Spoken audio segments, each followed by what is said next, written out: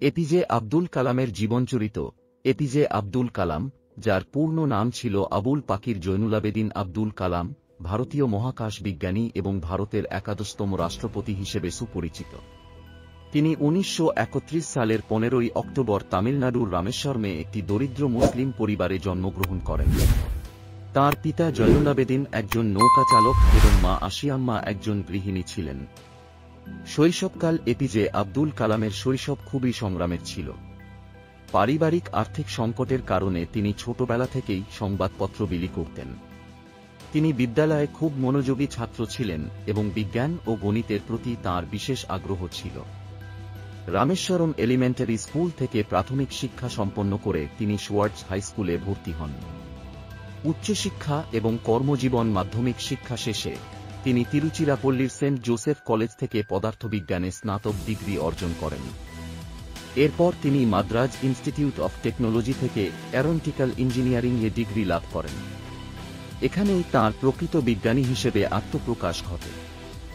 1960 সালে তিনি ভারতীয় প্রতিরক্ষা গবেষণা ও উন্নয়ন সংস্থা DRDOতে কাজ শুরু করেন।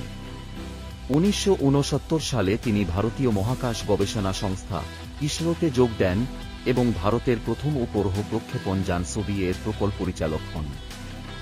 তাঁর নেতৃত্বে 1980 সালে রোহিণী উপগ্রহ সফলভাবে উৎক্ষেপিত হয়। এর ফলে ভারত মহাকাশ গবেষণায় এক নতুন দিগন্তে প্রবেশ করে। পোখরান পরমাণু পরীক্ষা এপিজে আব্দুল কালামের কর্মজীবনের সবচেয়ে উল্লেখযোগ্য ঘটনা ছিল 1998 সালে পোখরান-2 পরমাণু পরীক্ষা। তাঁর নেতৃত্বে এই পরীক্ষা ভারতের প্রতিরক্ষা সক্ষমতাকে বহুগুণ বাড়িয়ে দেয় এবং ভারতকে একটি পরমাণু শক্তিধর রাষ্ট্র হিসেবে প্রতিষ্ঠা করে। এর জন্য তাঁকে মিসাইল ম্যান হিসেবে খ্যাতি অর্জন করেন। রাষ্ট্রপতি জীবন 2002 সালে তিনি ভারতের রাষ্ট্রপতি হিসেবে নির্বাচিত হন।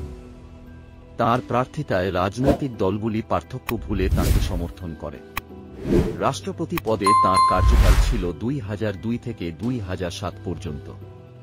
এ সময়ে তিনি দেশের যুব সমাজকে উদ্বুদ্ধ করার জন্য অসংখ্য বক্তৃতা দেন এবং শিক্ষার্থীদের কাছে জনগণের রাষ্ট্রপতি হিসেবে পরিচিত হন। ব্যক্তিগত জীবন ও আদর্শ এপিজে আব্দুল কালাম সারা জীবন অবিবাহিত ছিলেন এবং সাদামাটা জীবনযাপন করতেন। তিনি ছিলেন একজন নিবেদিত প্রাণ মুসলমান এবং নিয়মিত নামাজ পড়তেন ও কোরআন পাঠ করতেন। কিন্তু তাঁর আদর্শ ও চিন্তাভাবনা ধর্মবর্ণ নির্বিশেষে সকলের জন্য প্রযোজ্য ছিল। তিনি ভারতের বিভিন্ন সংস্কৃতি এবং ধর্মের প্রতি শ্রদ্ধাশীল ছিলেন এবং জাতীয় সংহতির পক্ষে ছিলেন। পুরস্কার ও সম্মাননা এপিজে আব্দুল কালাম তাঁর কর্মজীবনে অসংখ্য পুরস্কার ও সম্মাননা লাভ করেছেন। 1981 সালে তাঁকে পদ্মভূষণ এবং 1990 সালে পদ্মবিভূষণ পুরস্কারে ভূষিত করা হয়। 1997 সালে তিনি ভারতের সর্বোচ্চ নাগরিক সম্মান ভারত রত্ন লাভ করেন। বই ও লেখালেখি এপিজে আব্দুল কালাম ছিলেন একজন প্রখ্যাত লেখক। তিনি অসংখ্য বই লিখেছেন, যার মধ্যে উল্লেখযোগ্য হল wings of fire, India 2020, ignited minds এবং মাই জার্নি। তাঁর লেখা বইগুলি তরুণ সমাজের মধ্যে ব্যাপক জনপ্রিয় এবং প্রেরণাদায়ক হিসেবে বিবেচিত হয়। মৃত্যু ও উত্তরাধিকার 27 জুলাই 2015 সালে শিলংয়ের ইন্ডিয়ান ইনস্টিটিউট অফ ম্যানেজমেন্টে বক্তৃতা দেওয়ার সময় তিনি হৃদরোগে আক্রান্ত হন এবং পরবর্তীতে মৃত্যুবরণ করেন। তাঁর মৃত্যুতে ভারত এক মহান বিজ্ঞানী এবং প্রিয় রাষ্ট্রনায়ককে হারায়। তাঁর জীবনী ও কাজ আজও তরুণদের মধ্যে প্রেরণা যোগায় এবং তিনি সর্বদা একটি উদাহরণ হয়ে থাকবেন। সমাপনী কথা এপিজে আব্দুল কালাম ছিলেন একজন ব্যতিক্রমী প্রতিভা, যিনি বিজ্ঞান, শিক্ষা এবং নেতৃত্বে অনন্য অবদান রেখেছেন।